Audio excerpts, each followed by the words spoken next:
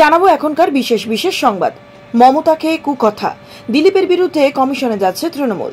কেন্দ্রীয় বাহিনীর সঠিক ব্যবহার হচ্ছে তো, গতিবিধিতে নজর রাখবে কমিশন। সিপিএমকে ভোট নয়, যাদবপুরে আরজি বিজেপি প্রার্থীর, পাল্টা দিলেন সৃজন। মহুয়ার কেন্দ্রে 31 মার্চ নির্বাচনী প্রচার শুরু মমতার। ভোট প্রচার বহরমপুরবাসীকে 5 বছরে ক্রিকেটারদের দেখানোর প্রতিশ্রুতি ইউসুফের। রাজ্যের মুখ্যমন্ত্রী মমতা বন্দ্যোপাধ্যায়ের বিরুদ্ধে আপত্তিকর মন্তব্য করায় দিলীপ ঘোষের বিরুদ্ধে এবার নির্বাচন কমিশনের দ্বারস্থ হতে চলেছে রাজ্যের শাসক দল তৃণমূল কংগ্রেস। আগামীকাল অর্থাৎ বুধবার বেলা 11টায় 10 সদস্যের তৃণমূল কংগ্রেসের প্রতিনিধি দল নির্বাচন কমিশনে যাচ্ছে।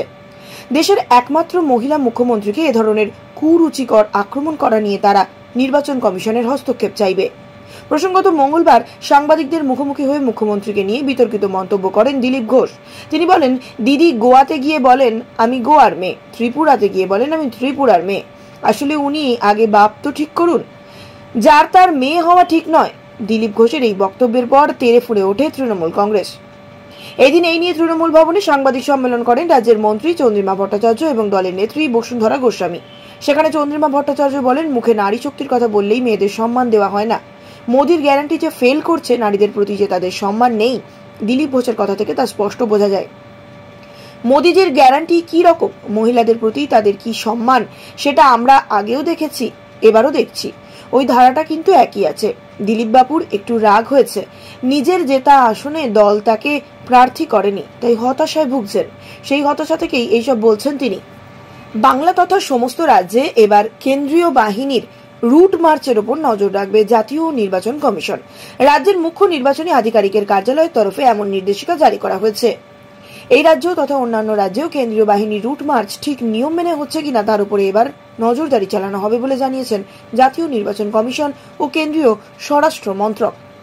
এই মর্মে আগামী 29 মার্চ থেকেই প্রতিদিন সকাল 10টার মধ্যে বাহিনী কোথায় কোথায় টহল দেবে বা দিচ্ছে সেই সংক্রান্ত যাবতীয় তথ্য দিয়ে হার্ড কপি এবং ইমেলের মাধ্যমে কেন্দ্রীয় স্বরাষ্ট্রমন্ত্রীকে পাঠানোর নির্দেশ দেওয়া হয়েছে। কমিশন সূত্রে খবর, এই তথ্য প্রথমে কেন্দ্রীয় বাহিনীর নোডাল অফিসারের দফতর থেকে মুখ্য নির্বাচনী আধিকারিকের কার্যালয়ে পৌঁছে দিতে হবে। এরপর সেখান থেকে তা পাঠানো হবে জাতীয় নির্বাচন কমিশন ও কেন্দ্রীয় স্বরাষ্ট্র মন্ত্রকের কাছে। রাজ্যের জন্য এবার মোট 920 কোম্পানি কেন্দ্রীয় বাহিনী মোতায়েন করা হয়েছে নির্বাচন কমিশন দ্বারা। লোকসভা ভোট ঘোষণার আগেই রাজ্যে 150 কোম্পানি কেন্দ্রীয় বাহিনী এসে গিয়েছে। বাকি বাহিনীও ইতিমধ্যেই রাজ্যে ঢুকতে শুরু করেছে। এর মাঝেই বিরোধীরা অভিযোগ তুলতে শুরু করেছেন কেন্দ্রীয় বাহিনীকে সঠিকভাবে ব্যবহার করা হচ্ছে না। সেই বিষয়ে এবার নড়ে চড়ে বসল কমিশন। এবারের লোকসভা নির্বাচনে সিআরপিএফকে কেন্দ্রীয় বাহিনীর কোঅর্ডিনেট হিসেবে দায়িত্ব দেওয়া হয়েছে। বাম দুর্গ হিসেবে পরিচিত যাদবপুর, তবে সেই দুর্গে কয়েক বছর হলো থাবা বসিয়েছে তৃণমূল। যাদবপুর লোকসভা কেন্দ্রের তৃণমূল সাংসদ ছিলেন মিমি চক্রবর্তী। এবার যাদবপুরে ক্ষমতা ফিরে পেতে মরিয়া বামেরা। সেই যাদবপুর এলাকায় প্রচারে গিয়ে বাম ভোটারদের সিপিএমে ভোট না দেওয়ার আর্জি জানালেন বিজেপি প্রার্থী অনির্বাণ গঙ্গোপাধ্যায়। যাদবপুর লোকসভা কেন্দ্রের বিজেপি প্রার্থীর এই মন্তব্যের তাকে পাল্টা জবাব দিলেন সিপিএম প্রার্থী সৃজন ভট্টাচার্য। যাদবপুর লোকসভা কেন্দ্রের বিজেপি প্রার্থী বলেন, এই এলাকার বাম ভোটারদের প্রতি অনুরোধ, তারা ভোট যাতে যেন নষ্ট না করে, কারণ নরেন্দ্র মোদী জিতে আবার প্রধানমন্ত্রী হবেন। আমাদের কি ছিল দলের? 3টে বিধায়ক ছিল, মানুষ যদি চায় সব হবে। একসময় দমদম থেকে তপন শিকদার যেতেন, এখন সিপিএম নিশ্চিহ্ন হয়ে গিয়েছে, বিধানসভায় নেই। তার আগে 40 বছর কংগ্রেস রাজত্ব করেছে, তারাও বিধানসভায় নেই। মানুষ যাকে সমর্থন করবে সে জিতবে। মানুষ বোঝে যে মোদীকে প্রধানমন্ত্রী করতে হবে। পাল্টা সিপিএম প্রার্থী সৃজন ভট্টাচার্যের কথায় বিজেপিকে যাদবপুরে কেউ গুরুত্ব দেয় না। ফেসবুকে বিজ্ঞাপন দিয়েই ভোট প্রচার হয় না। তৃণমূলের একটা চেষ্টা আছে বিজেপিকে ভাসিয়ে রাখার, প্রার্থী চয়ন থেকে শুরু করে মেরুকরণ করার চেষ্টা। তৃণমূলের চেষ্টা সত্ত্বেও বিজেপিকে যাদবপুরের ভোটাররা কোনো মতেই গুরুত্ব দেবে না। তৃণমূলকে যারা হারাতে চান তারা বামেদের ভোট দেবেন। যাদবপুর লোকসভায় এবার হাড্ডাহাড্ডি লড়াই হতে চলেছে, সেটা আর বলার অপেক্ষা রাখে না। একদিকে তৃণমূলের প্রার্থী সায়নী ঘোষ, অন্যদিকে সিপিএম প্রার্থী করেছেন নতুন প্রজন্মের মুখ সৃজন ভট্টাচার্যকে। বিজেপির প্রার্থী আবার অনির্বাণ গঙ্গোপাধ্যায়। আজ সকালে বিজেপি মহিলা মোর্চার তরফে গড়িয়া মোড়ে একটি বসন্ত উৎসবের আয়োজন করা হয়। অসুস্থতা কাটিয়ে উঠে এবার ভোট যুদ্ধে নামছেন মমতা বন্দ্যোপাধ্যায়।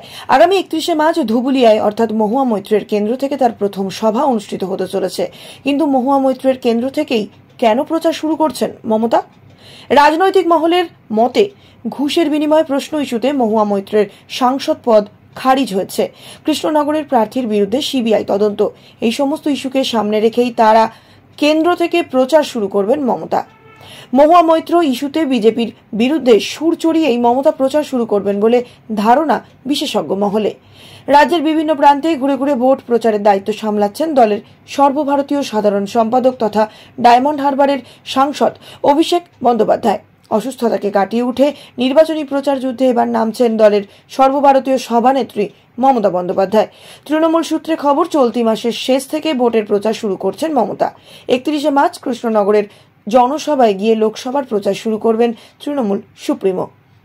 এখনো পর্যন্ত মমতা বন্দ্যোপাধ্যায় যতটুকু প্রচার সূচি পাওয়া গিয়েছে তাতে ওই দিন কৃষ্ণনগর দক্ষিণের সুকান্ত স্পোর্টিং ক্লাবের মাঠে দুপুর 12টায় সভা করবেন তিনি।